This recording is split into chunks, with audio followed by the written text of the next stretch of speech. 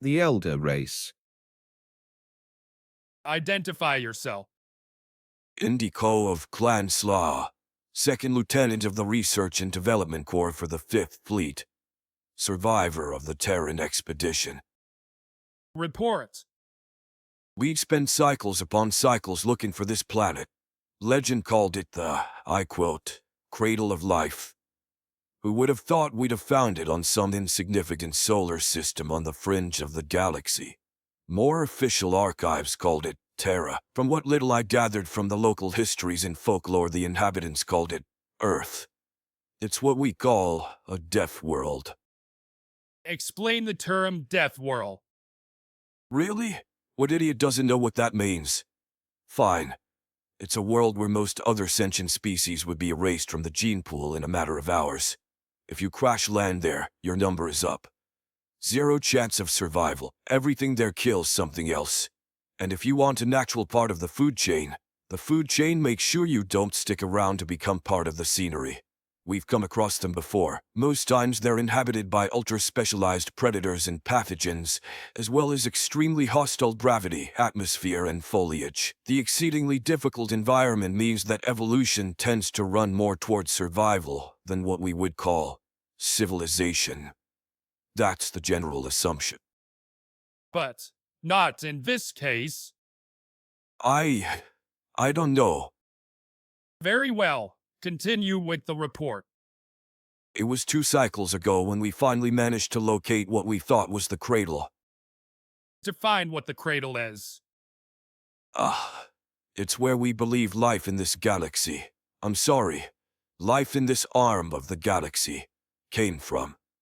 As you have most likely noticed, most sentient life we've come across has the same general physical characteristics. 2 arms, 2 legs, a head, a mouth. You get the picture. We've been toying with the idea that there was a common ancestor to all of us for a while now, down at R&D. That every sentient spacefaring species we've come across was planted on their home planet, eons ago by some great elder race who spread out across the stars and then left. To where? We don't know. We didn't even have any proof that they even existed. We do now. We found their home planet. That's the cradle of life. If you go back far enough, I'd wager it was our home planet too. Evolution is funny like that. Continue. Okay? Well, we located the cradle through identifying the various speeds of development throughout this arm of the galaxy, cross-referencing them, and also referring them back to various ancient texts, and the like that we had gleaned from ruins found on sentient home planets. That's the basic explanation. Any further than that and it gets pretty damn complicated. Suffice to say that we found the damn thing, and then we turned up there a cycle later looking to see what we could see. We sat in orbit for a few cycles of the Terran moon taking readings before heading down. What resources did you commit? We brought 2 frigates and an R&D special carrier. The frigates were identified as Spectre of Seanson and Raining Fire.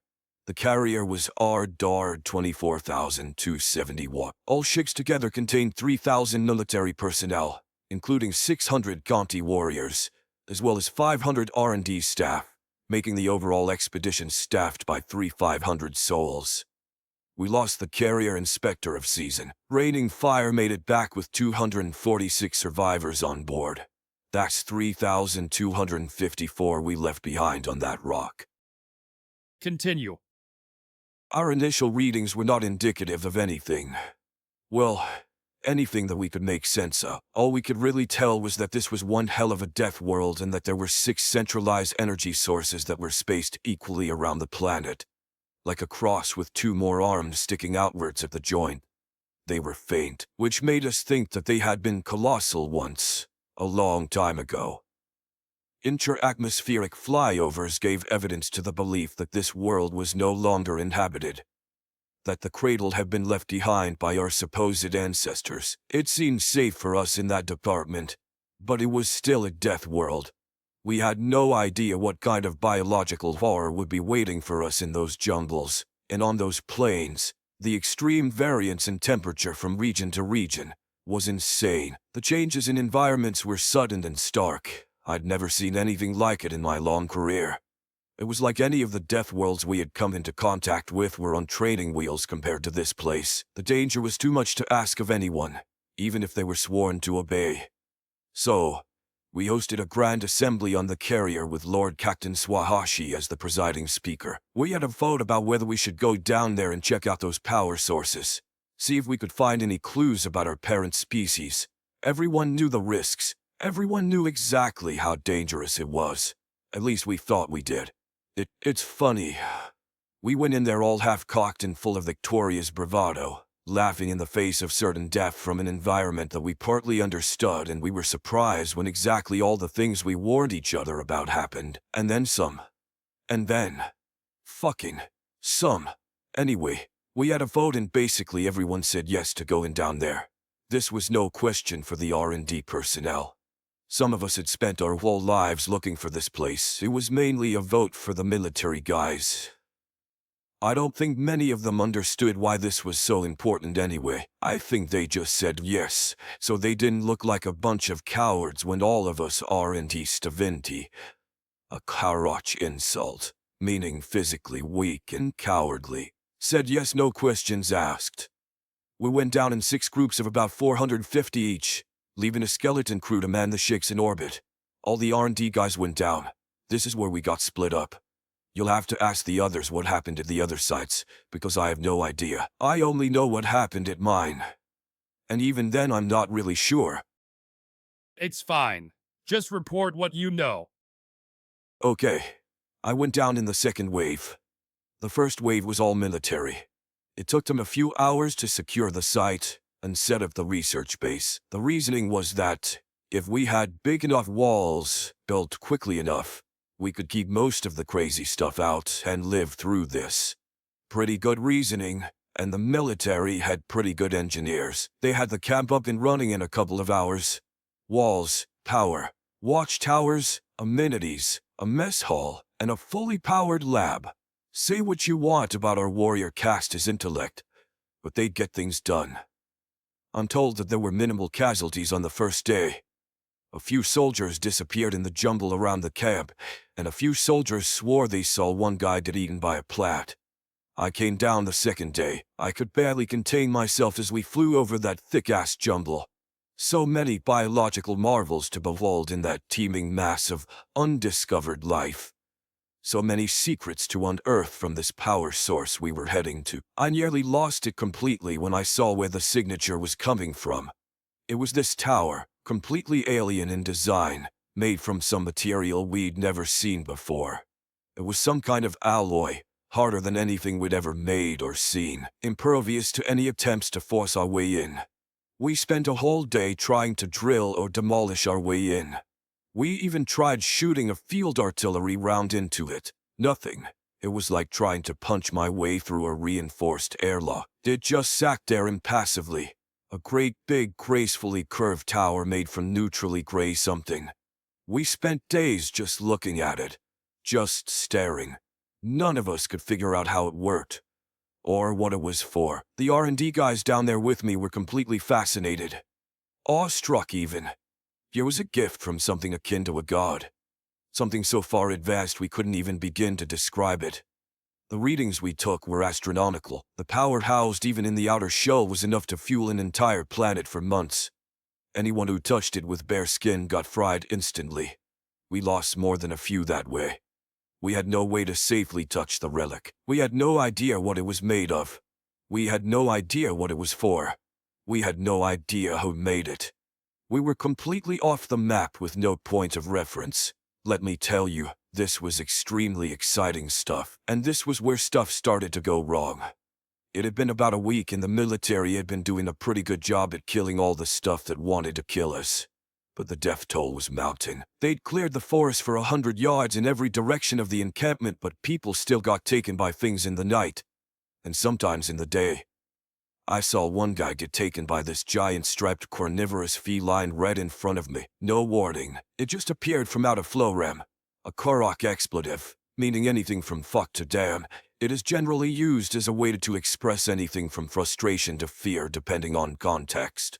Nowhere and ripped him apart like he was nothing. This was in the middle of the camp in broad daylight. I was on my way to the mess hall to get some food and it just came out of nowhere. It was killed almost instantly, but still. We didn't have a handle on the situation anymore and we were running out of time. I'll never forget how he screamed. He was Adjutant Howland of Clan Scorngel, who first figured out how to get into the structure. It was day 9, and a lot of people were talking about getting off-world before something ate us. We'd lost a quarter of the personnel from our side and reports from the other 5 didn't tell the story any better. So much life lost for so little gain.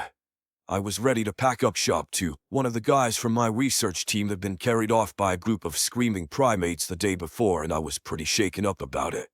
They were so flooring fast. Another from a different team had fallen ill from some kind of virus that left painful buboes under the underarms and groin and basically floored its victim in under a day. We'd quarantined her in the hope of preventing an epidemic. She didn't last long, and she didn't die well. Anyway, Howland had been looking at some markings on the south side of the structure for days and whatever he figured out, he turned it into a door. We don't know how that happened. And neither does he. And neither did he. He just said he followed the instructions that he had translated and suddenly we had our way in. The energy was up in the cap instantly. We communicated our success to the other sites and they redoubled their efforts. A team was assembled of 50 Conti and 20 R&D and they went in. I wasn't on the team. I stayed in the lab and watched over the vid feeds from the biosuits, and what I saw was spectacular. The walls inside the structure basically glowed with symbols and running strands of power. It was beautiful. And terrifying. Howland and his team followed the halls and winding corridors in the desperate hope of finding the control room. Instead, he found something far more strange. Turns out the tower had a huge cylindrical hollow in the middle that slowly petered out at its tip and stretched on forever into the ground. We aren't sure, but we made an initial hypothesis that the hole stretched to the core, as did each of the separate sides. We aren't sure how they managed to do this without destabilizing the planet, but there it is. This wasn't even the most amazing part. They were there, in the tower, hundreds of them, on suspension couches all around the wall, frozen in time. I couldn't believe it. The find of a millennia, of our species, the elder race. The race from which all sentient life emerged was suspended in time at a kilometer away. You have no idea what that feels like. It's like standing on the tomb of a god. Howland's heart must have been racing. They look just like us, with respect to basic physical dimensions. Howland was studying them up close. They looked to be taller than us and more muscular, more beautiful. But they had 2 arms, 2 legs, and a head. They were hairless except for on top of their heads and 2 lines of it above their eyes. Where we have scales of different hues, they have smooth leather-like skin that varies in color from pale to black. It was fascinating, but that fool Howland got too close. He got too excited and broke into the suspension field. He woke one up, and everything went to hell. Vid feed from inside the tower went down instantaneously. A huge light shot up from the roof of the tower like some kind of signaling flare. The communications went nuts, as all the sites started reporting the same thing. Bright lights and rumblings and EMP bursts. Until that went dark too. Suddenly we were blind. Our communications were down, most of our powered equipment was barely functioning, and the burst of power from the tower had fried the rest. There was a moment of stunned silence before everyone started running for weapons. No way were we gonna get caught unawares by whatever was in there. If I knew then what I know now, I wouldn't have bothered. It didn't even matter. All eyes turned towards the tower as the mangled body of the Conti was tossed out. You know about Conti, right? They're bred for war. They're the ultimate soldier and one of the most powerful military assets that the Quora can place on the field. Nothing tosses a Conti. Except that the Conti was barely a Conti by the time they'd bothered to toss it. That's when I had an inkling of what we were dealing with. The death world was the least of our problems. Here we had a sentient life form evolved to live on a death world. The first we'd ever seen. The perfect predator. The first one stalked out of that door like he owned the world. And he did. He was covered in blood. Blue blood. Conti blood. His clothes were of fine, plain linen. Nothing fancy. I don't know why I noticed the clothes. It was just an in-the-moment thing, I guess. Anyway, someone opened fire on him and hit him too. right in the shoulder so that it spun him around to stack her against the wall. He left a smear of red there. Oh, they bleed red, by the way. I didn't manage to get a sample so I can tell you the chemical compound, but I can tell you with complete certainty that their blood is red. Anyway, he got hit. He spun around, he nearly fell down, and then he killed like 20 soldiers with his bare hands. He was leaning against the wall, and then he wasn't, and people were getting thrown around like pieces of meat. The rest came out too. Some had weapons. Catastrophically powerful weapons, the kind that made a soldier next to me simply cease. My ears popped, and then he was gone. It was a massacre that was over in seconds. Nobody was fighting anymore. We'd just given up. But that didn't stop them. They killed until they got bored of killing. And we just stood there and let them. What was the point? What could we have done? Well, nothing compared to them. When it was all over, there were only around 30 of us left. We stood in a huddle, some of us half dead from the shock of it all. I have no doubt you will hear similar stories of destruction from the other sites. We stood and watched as the specter of season in the carrier broke orbit and started to plummet towards the Earth, billowing fire and smoke.